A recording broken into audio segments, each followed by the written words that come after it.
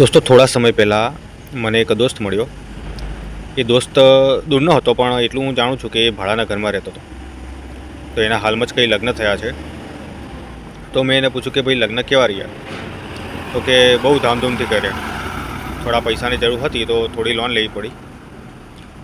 તો મને થોડું આશ્ચર્ય થયું કેમ કે એ ભાડાના ઘરમાં રહે છે અને પાછી લોન પણ લીધી। તો મેં એને પૂછ્યું કે આવું કેમ કર્યું, લોન શું કામ લીધી? તો કે લગ્ન તો એક જ વાર થાય છે ને।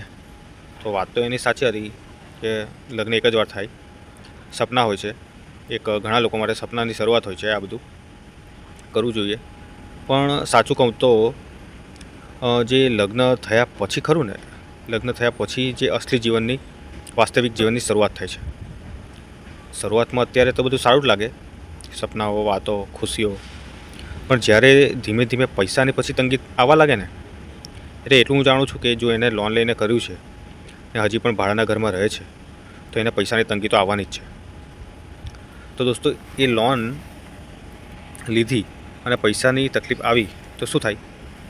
પહેલાં તો લોકો બદલાઈ જાય, જે કાલ સુધી સાથ આપે એ પછી તમને પ્રશ્નો પૂછવા લાગશે, અને કેટલાક તો પોતાના જે નજીકના એ પણ તમારો ધીમે ધીમે હાથ ખેંચી લે છે, અને એક સમય તો પછી એવો આવી જાય કે તમને 2 ટાઈમની રોટલી બી મુશ્કેલ બની જાય। અને પછી એ સમયે સમજાય, અત્યારે ના સમજાય, એ સમયે સમજાય કે લગ્ન ફક્ત પ્રેમથી નથી ચાલતા, જવાબદારી બી જોઈએ અને મજબૂત આધાર બી જોઈએ।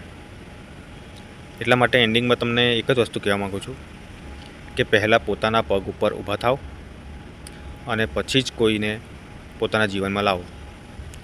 ઠીક છે? જય માતાજી।